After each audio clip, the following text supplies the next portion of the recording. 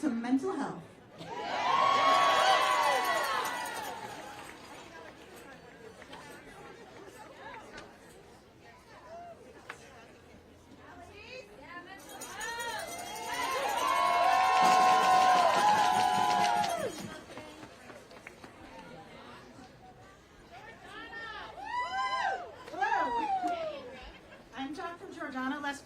And I've worked in the Newton schools for about 20 years, first as a substitute teacher, then as a special education aide, and now as a psychologist. My heart's been in Newton even longer because my mother is one of the assistant principals at Brown Middle School. Currently, I'm the psychologist at Bigelow Middle School, and I would be remiss if I didn't remind everybody from Bigelow, drink your water, stay hydrated, everybody do that, it's good for everyone. I also carry the crisis phone for the district, and together with Dr. Kelly, I help to facilitate the district's psychologists. Hi, I'm Dr. Toni Marie Kelly. This is my 8th year in my role as school psychologist at Franklin Elementary School. And I've also had the honor to work closely with my psychologist colleagues across the district for the past 2 school years. We want to start by acknowledging how amazing it is to work in Newton, where we have a skilled team of mental health professionals that includes school psychologists, adjustment counselors, social workers, guidance counselors, and social emotional learning interventionists. We're lucky to work alongside these professionals, and it's important to recognize that our roles complement each other's specific areas of expertise.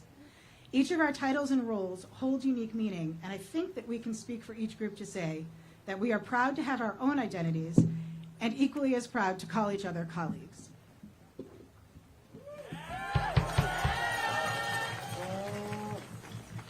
It can be hard to know the difference between the roles of social worker, counselor, psychologist, SEL interventionist, and others because the main job is ultimately the same, supporting our students' mental health needs.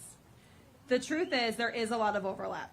However, as psychologists, the bulk of our work is within the special education process, which is tied to state and federal legal mandates and is what we need to prioritize in our schedules. Other roles also have their own legal mandates and timelines. What I've seen over my time in Newton is that each year, the legally mandated requirements increase, and as such, the time I have available for other services decreases. I used to be able to meet with kids who are experiencing typical social emotional challenges, and now there is only time for the students who are experiencing acute crises.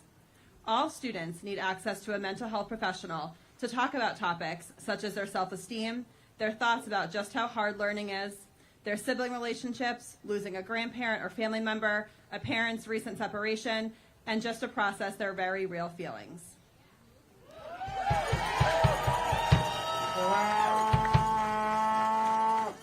Due to my multiple roles, I've had the chance to spend time in many of our schools across all the levels. What I've seen over the years in every single school in Newton are staff that have been working harder and harder to support their students' mental health needs, even before a global pandemic that left us all raw and hurting. Unfortunately, what I've also seen is that we've needed to be reactive rather than proactive. Due to the expanding needs of students, we spend our time responding to those who have the most acute issues. Ask any counselor, social worker, or psychologist, and they'll tell you that we have our scheduled day, and then we have the day that actually happens, which can include responding to a student who's experiencing suicidal thoughts, meeting a student outside the building to help them overcome their anxiety so that they can simply walk in, and sometimes supporting a student who needs hospital-level care but is unable to access it due to lack of available beds. There's no denying the increasing mental health needs of children in our community. Waiting lists are long, and outpatient clinicians often refer families back to schools. It breaks my heart anytime I have to tell a parent that their student doesn't meet the special education criteria for school-based counseling when we all know that everyone could benefit from therapeutic support.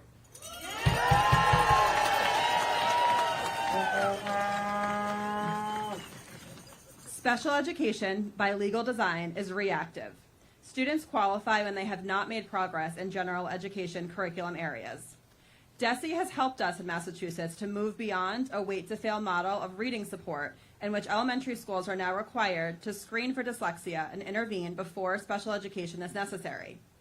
But, as Michelle Lipinski, an educational leader in alternative programming for students who have reached critical levels of crises, reminds us, Dyslexia and reading disabilities do not compare to mental health crises that are causing serious harm to our students. We cannot and should not wait for them to fail. As a district, under the MTSS leadership, we're moving toward increased use of preventative screening for social and emotional development. But it's absolutely crucial that we have the appropriate staff available to intervene once the data is available. It would be unethical to gather this data and then not have the appropriate social work support to immediately address the needs that will inevitably be uncovered.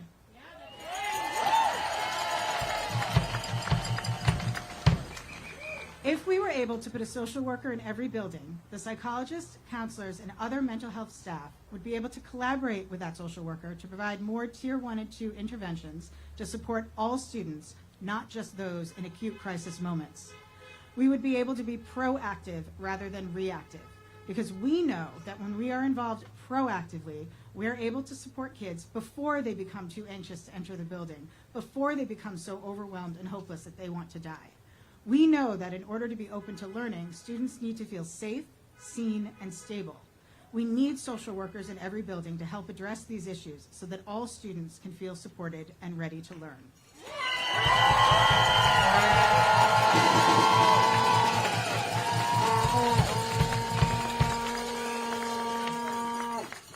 Dr. Bessel van der Kolk, a psychiatrist and trauma researcher, calls the pandemic a pre-traumatizing condition.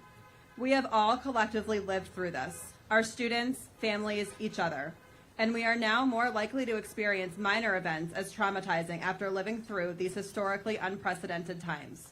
We need to adjust our approach to mental health in schools to reflect the world we now live in, and we are hopeful that when we have a fair contract, our social work colleagues will help us all to continue creating trauma-informed educational environments where everyone can thrive.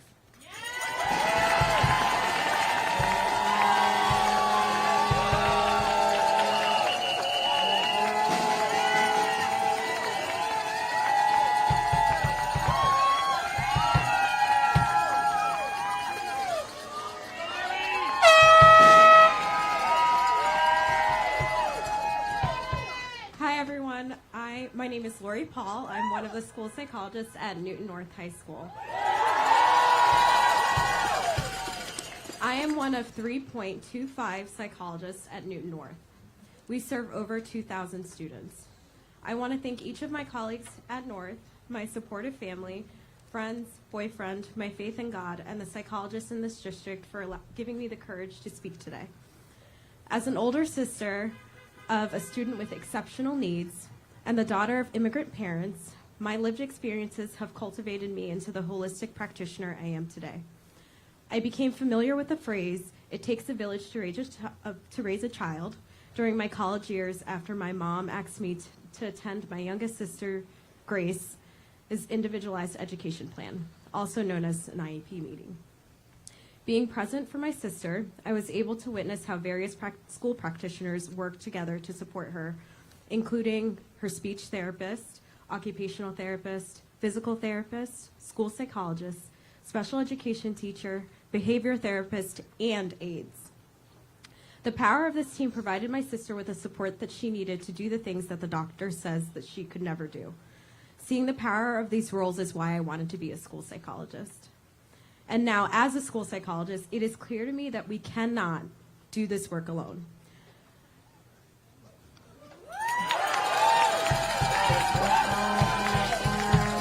The National Center of Education Statistics found that public schools were the primary source of receiving mental health services for a majority of students during the 2019 to 2020 school year. Unfortunately, it is increasingly more difficult to find a therapist outside of school due to the pandemic. The role of social workers in school has become increasingly demanding. Social workers teach the skills that help students who are struggling and reduce the impact of emotional challenges. And families lean on social workers to help them find food, shelter, and mental health supports for their children.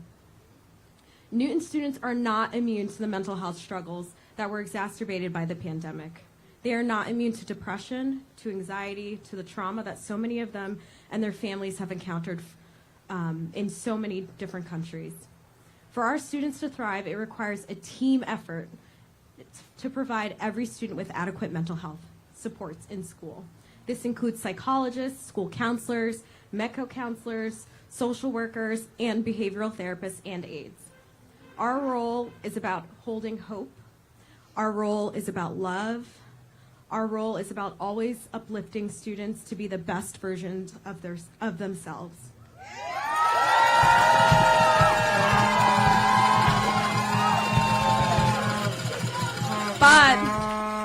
But Mayor Fuller's systematic cuts and underfunding of mental health supports shows us that the lack of prioritization of students' mental health needs and the limited understanding around this impacts students' ability to access the curriculum and their overall school experience.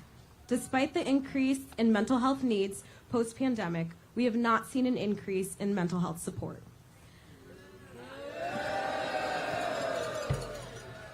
So let's talk about what the cuts were on the high school level. The Harbor program, a therapeutic program for general education students, was a 45-day program, and that was cut. The school clinical care coordinator role, a position to help students transition back to the hospital, was also cut. Clinical supervision for psychologists and clinicians at the high school level with a child and adolescent psychiatrist once a month was also cut. Cuts like these are detrimental to providing mental health supports to our students. And compared to schools of the same size or similar size, we do not have funding for evidence-based programs like Bright, so that we can adequately support our students back to high schools once they are hospitalized, and more general education clinicians to help provide more preventative care for our students. Mayor Fuller and the school committee, social workers need to be in every school.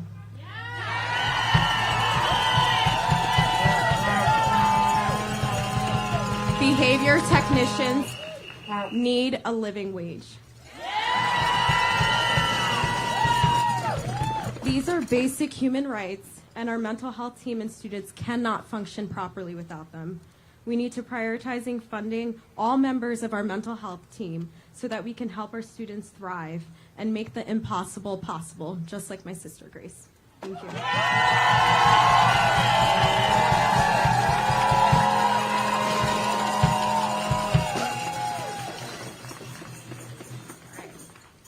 So, hi everyone. We're going to have 5 short speeches, very short, to represent the special programs here at the Ed Center. So first up, we have a former student, class of 2023. So she's going to introduce herself.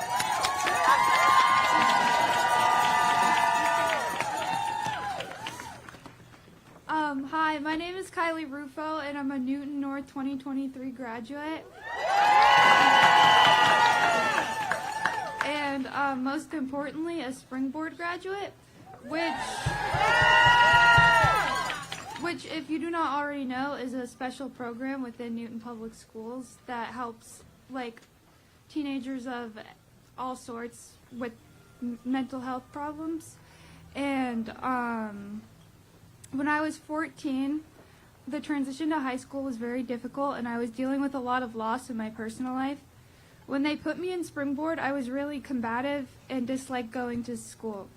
Over the 4 years I was lucky enough to spend at Springboard, I learned how to foster healthy relationships with other people, how to navigate high school, and what it meant to be successful in an academic setting. The one-on-one relationships I was able to foster with my teachers helped encourage me to put my best efforts into schoolwork and succeed. Now, thanks to the help of Springboard and its teachers, I am studying neuroscience and anatomy in college.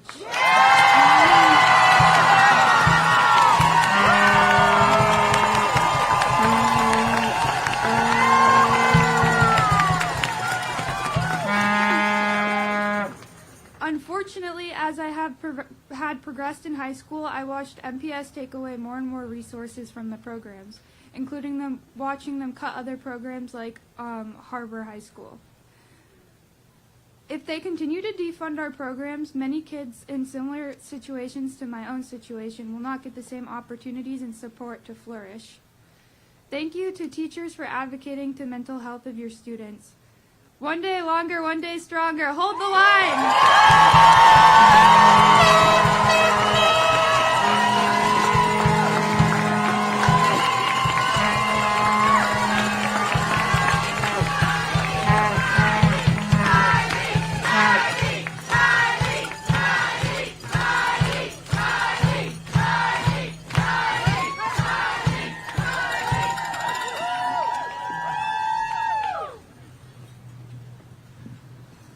How do I follow that? My name is Chase Clark, and I do not want to be up here for many, many reasons, just like you. And I'm terrified of public speaking. I have proudly, and I mean that, proudly worked for Newton Public Schools for 17 years at the Harbor Middle School program, right over there. I've been blessed to work with our team here, Lauren Washburn, Dan Gardner, our steadfast leader, Diane Lockhead, and our social worker, Debbie McCadden. Yes, we have one. No, you may not have her. Don't be greedy. Go find your own. Go ask the mayor. Our students are tough. When I say tough, I mean just that. They are tough young people. Some are in the fights of their lives, and they're dealing with challenging circumstances that are truly hard to fathom. They work as hard as they can, and I admire them. Because of them, our job is rewarding, but it is not and has never been easy. We are tasked with helping them feel safe in school, teaching them skills to deal with their challenges and figure out what environment would best allow them to thrive. In other words, we need to find a way to make school work. We've had a great many admins that have told us we've done a good job doing more with less, and unfortunately, that's a theme around here. We aren't the only place that finds a way. I have the pleasure of working with wonderful people at all 4 of our middle schools. I've seen teams from all 4 of these schools bend over backwards more than ever before to make it work. And lately, they've been doing more with less as well. I'm going to tell you about a few of them. I ran into Sam Schneider, which reminded me of all of his team over there at Brown. Kevin Travers, Sharon Finelli, Michelle Shin, Beth Friedman. Give them a round of applause.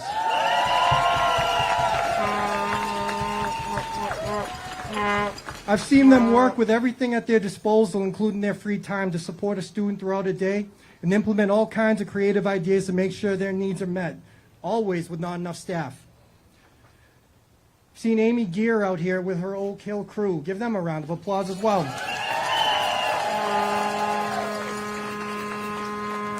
Due to usually being short-staffed, particularly with Unit C members, I've seen her work absolute wizardry, moving people and schedules around to make sure an individual student is fully supported numerous times, too many times. Somebody described her once as a master Tetris player with how she makes it all fit with limited resources. Amy shouldn't have to do that all the time. That's right! I got to talk to Joe Ekstrom and John Galoni from Bigelow Middle School. Give them a round of applause.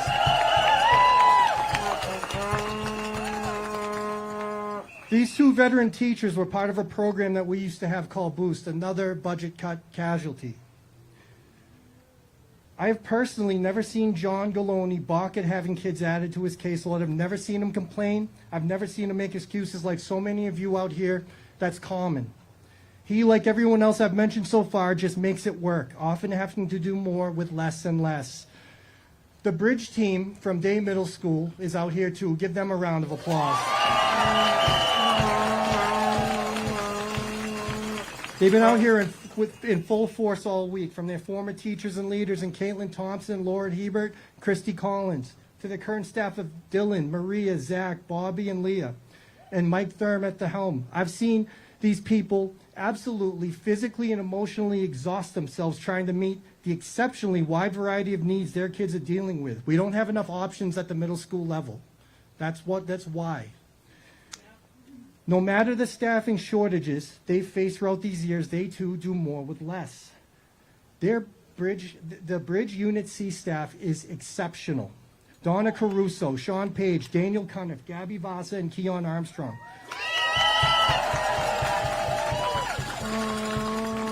These people live in the trenches, and they make the whole machine work. The school committee should follow just one of those aides around for a day and see if they can last. Pay them what they're worth. Brings me back to our team. I've seen them go above and beyond to make a creative solution or idea become a reality that might help a kid shine. I've seen them literally shed blood, sweat, and tears trying to support our kids. It's what they do and they don't flinch. Many students stay with us for too long, even though we're a short-term program, because budget cuts have led to us having fewer options for them to go to. Everyone's got to go above and beyond and get creative at all 4 of these middle schools. We will continue to make it work with less, because that's what we do. All of us, everyone I mentioned and many more. But it's not sustainable. Like I said, I don't want to be here. I'm up here for them. I'm up here to shine a small light on some people I think the district takes for granted. I'm up here for our kids who I miss. I'm up here because I've always wondered what the people I've mentioned and the many more I didn't get to mention and I couldn't. I wonder what they would do if they were fully staffed. I wonder if they would do if they were fully funded. We do not want to be here. We want to be at work.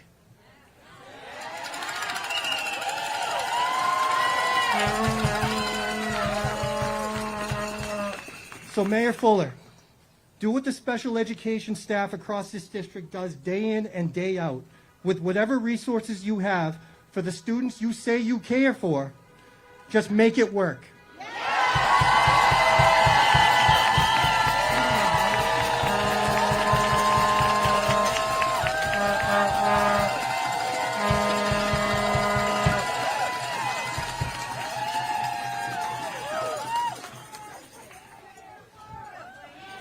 Make it work.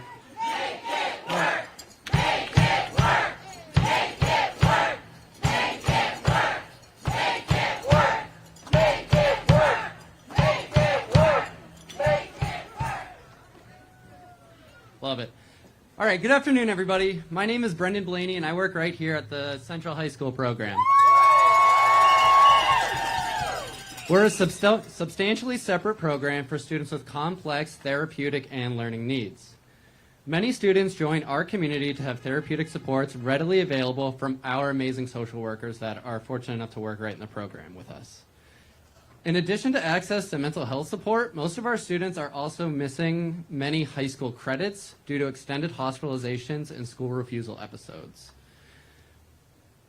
If these students had access to the supports they need from a younger age, many of them could have avoided missing as much school as they have.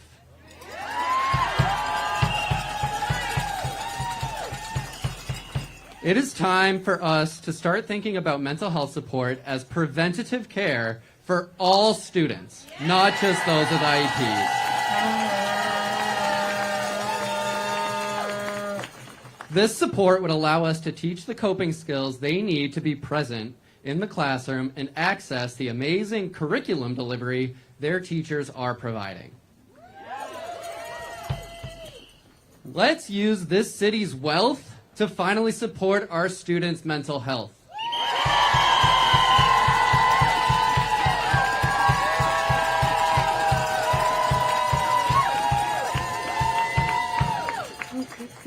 Okay.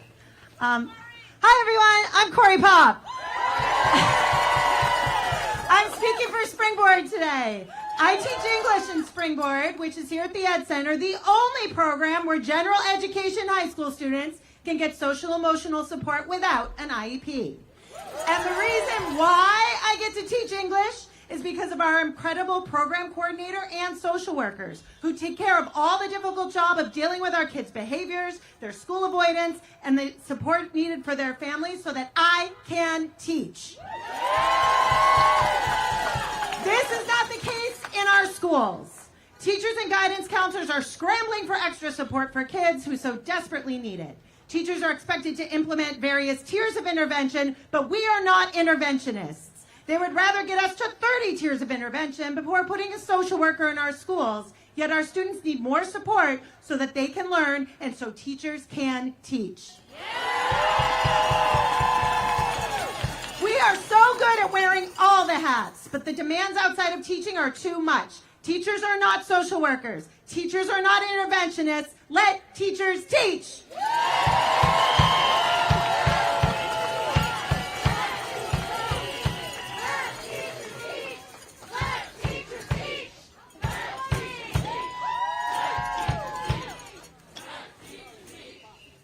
Hi everyone, my name is Devin Cummings and I'm a special ed teacher in the Community Connections program. Community Connections is a community-based transition program for special education students post-high school. We prepare students for the adult world through vocational experiences, community outings, explicit instruction of daily living skills, life skills, and social skills. We are a transition program. I think we can all agree that transitions are really hard. In the Newton Public Schools, we service students from their 3rd birthday until the day before their 22nd. But our students are not provided aligned mental health supports throughout this time. Students should be working on developmentally appropriate social emotional skills throughout their entire time in schools. While us educators try our best, we are not social workers. If students didn't receive appropriate services and supports before coming to our program, we are playing a developmental game of catch-up to make up for the gaps in their social emotional wellness. At most, we have 4 years with our students. Not only do we have to catch up, but we need to prepare students for the future absence of services as students age out of the public schools. The real world lacks mental health supports for all people, but especially those who are neurodiverse. We are a small program, and we are incredibly lucky to have a programmatic social worker. But let me be clear, we have not always had one. This position is not one that was given to us due to our students' high need, but instead was attained by the creative acts of our program staffing, making adjustments because that's what we prioritized. In our roles, we all have to do hard things. We have to navigate students' changing needs and pivot constantly. We work as a team and collaborate to find solutions. We think outside the box. If we can do this, why can't the mayor and the school committee?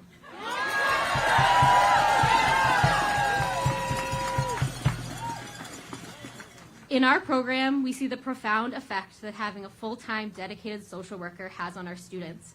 It's time for the City of Newton to take a proactive approach to the social emotional needs of the students in the Newton Public Schools from the time they enter the school system until the time they transition out. Thank you.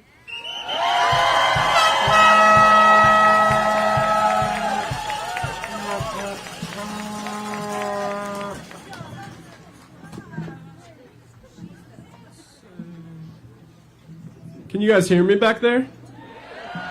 All right, very good. Good afternoon, educators. Good afternoon, parents. Good afternoon, school committee. And most of all, good afternoon, Mayor Fuller. Mayor Fuller, you are the one I have come here to share my remarks with. You are the one that can put our students back in the school buildings. You are the very person that can give the students the mental health resources that they are not only asking for, but desperately need. Mayor Fuller, it is you. My name is Cameron Matthew, and I'm a social worker at Brown Middle School. Not only am I a social worker myself, I am the son of 2 social workers as well. My parents helped guide me through the program down the road at Boston College, and I knew what an important role it was to be a social worker then. But now, after COVID, after hate attacks, after underfunded schools, now I experience and feel how important social workers are to our children and to our communities. The mayor has asked where our sense of urgency is. My urgency My urgency, you ask? To quote the great Chris Bresky, the increased level of student needs is real, and it is a harder job than it has ever been.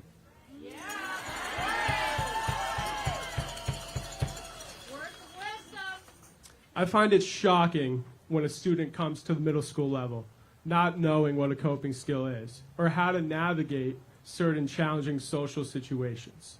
More social workers at the elementary level not only helps kids, but helps me do my job more effectively. We wouldn't always have to start from square one.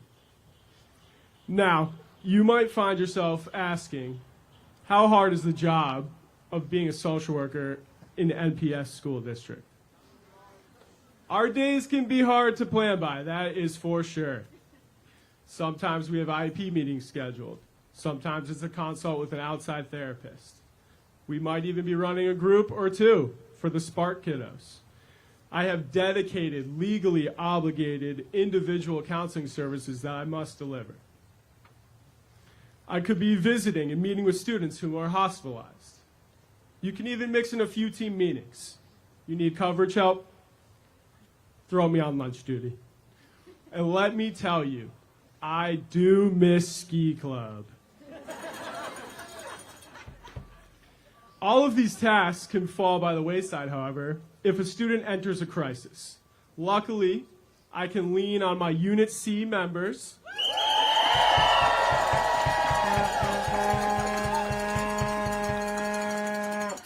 as well as educators to help me reschedule and to help support those students. Crisis management is one of the most important tasks that social workers are entrusted with. It is vital to quickly and appropriately get services to these students in need. Essential, like we all are. Adding more social workers district-wide at all levels not only protects our students and what means most to them, but it protects our community too. While I have shared here a few things that we social workers do, there's much more that I can't share. Confidentiality is the name of the game, and that's the beauty of a social worker, of a mental health provider. We are the secret keeper for these children. We protect their privacy. We are the ones they come to when a parent or grandparent has passed, when a student has thoughts of harming themselves or others, when a community is marginalized and the student is sad, mad, frustrated, or upset. Social workers are who they turn to. Why not give our kids somebody to turn to?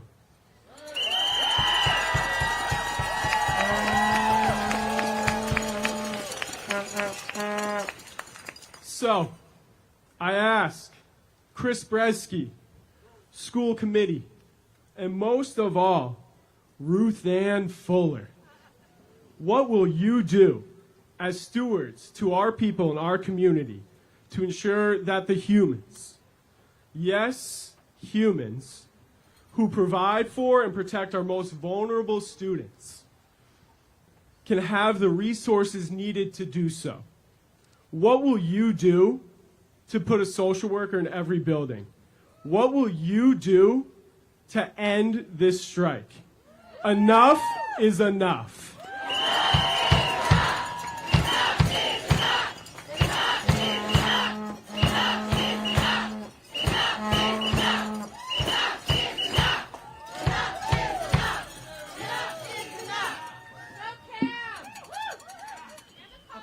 Good afternoon, my beautiful people. Can you hear me? Okay. So I'm Makal Shapiro. I'm a proud bilingual social worker in elementary schools. And I'm going to jump right into this because the mental health of our students does not have time to wait. Can you imagine conducting a safety assessment with a kindergartner who has shared with you that they're having thoughts of hurting themselves and other people? Can you imagine being called to support a second grade student who has bolted from their class and shut themselves in their locker?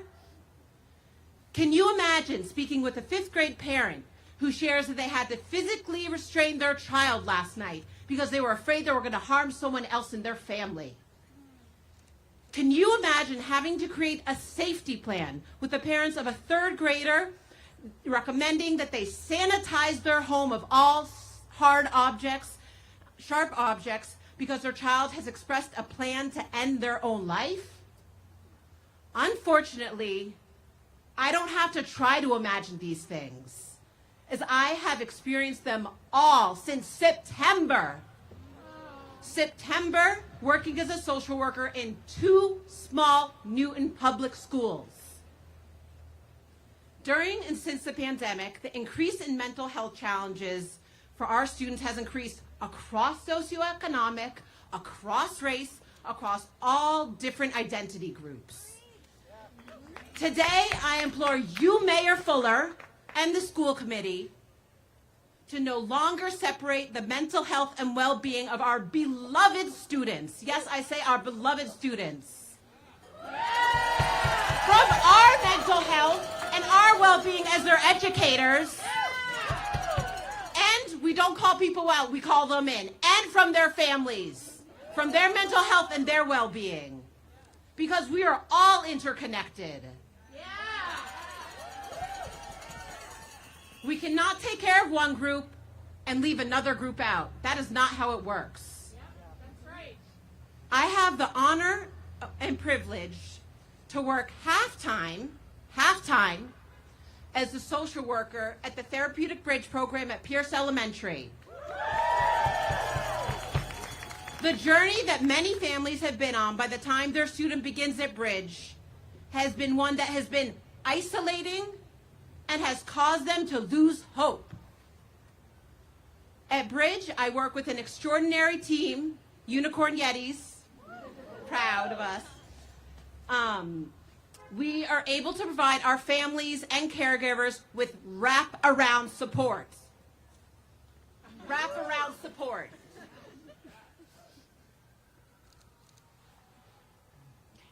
Including monthly support group or training for these caregivers and parents, monthly meetings with their students' psychiatrists, in-home therapists, and outside providers. In 2.5 days, I'm responsible to support my part of a well-oiled machine, or I would say the strong beating of the heart that is Bridge. A strong beating heart that reminds me of something else, our bargaining team.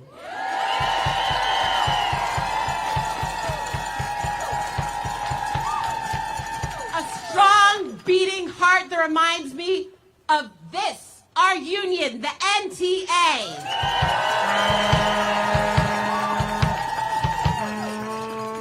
When my students are in crisis at Bridge, when they are so dysregulated that we may need to call 911 or Riverside, I have to stop whatever I am doing at Williams, my other home, and race over.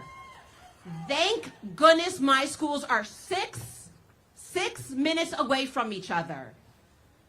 I need to be there fast to make critical clinical decisions for the safety of our student and our team. Also a note, and this is an important note, is that my program is located at Pierce, but I am not officially the social worker at Pierce. There, in fact, is no, and I repeat, there is no social worker for Pierce students who are not in the Bridge program. Wait, I can't hear you. What? Yes. Underfunding schools means that the mental health of our student continues to suffer and does not allow us to do the preventative work. I will say that again. Does not allow us to do the preventative work that is so critical. What is it? So critical. So that we are not constantly responding to crises. Now, I want to close with something that I do with my students in times of stress, pressure, and anxiety. Join me or don't join me. It's your choice. It's always choice. It's a breathing exercise to settle the nervous system, because my nervous system is out of whack. I don't know about yours, but after being here 14 days, doing what we do, it's a little bit out of whack. So it's called 4-2-8. So I'm going to share what it is. It's going to be breathing in through your nose for 4 seconds, holding it for 2, and breathing out through your mouth for 8. Join me if you want. If you don't, you're still with us. Breathe in through your nose for 4 seconds. 1, 2, 3, 4, and hold. 1, 2, and slowly breathe out through your mouth. 1, 2, 3, 4, 5, 6, 7, 8. Breathe in through your nose. 1, 2, 3, 4. Hold for 2 seconds. 1, 2, and breathe out through your mouth. 1, 2, 3, 4, 5, 6, 7, 8. Breathing in. 1, 2, 3, 4, and holding. 1, 2, breathing out. 1, 2, 3, 4, 5, 6, 7, 8.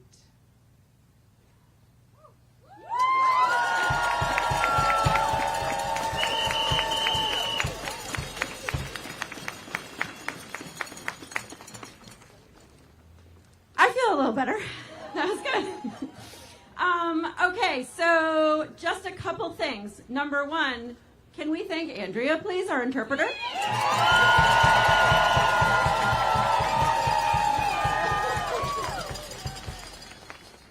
You may have heard that Mayor Fuller sent a letter to all the neighbors telling them to feel free to call the police on us when she's not doing it herself. So they are ticketing if you're parked for more than 2 hours. You might want to go check and move. Yeah. No, they're raising money for the schools with all the ticketing fees. Yeah. I'm sure you're all feeling the absurdity that we have to be out here marching in the streets because we are concerned for our kids and we want to help them and we can't, and we are asking to be able to do that, and we have to go on strike to just get some help in our schools. I hope that you were heard today. Maybe we need to be a little bit louder though, just for a minute here. What? All right. Fund our schools. Fund our schools. Fund our schools. Fund our schools. Fund our schools. Fund our schools. Fund our schools. Fund our schools. Fund our schools. Fund our schools. Fund our schools. Fund our schools.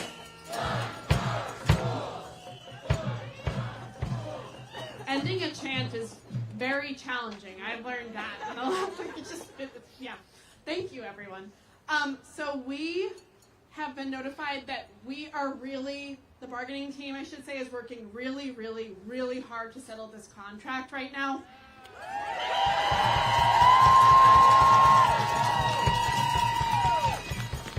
So what we need to do when I'm done on the mic is we need to make 3 laps around the building, and we need to show up tonight between 6 and 9 to support our bargaining team as they work tirelessly to make this happen as soon as possible so we can go back to school as soon as possible.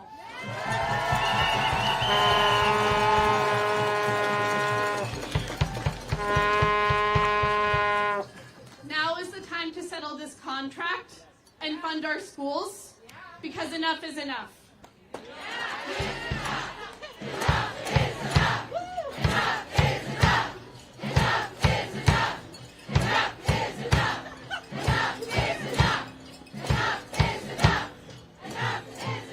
Okay. Sorry, we're just like, we've been doing this too long. Okay, we're going to make 3 laps around the building, and we are going to show up between 6 and 9 to support our, I almost said school committee, support our bargaining team. Show our school committee we're ready to settle and get back to school. school as soon as we can. Thank you. And then at 9,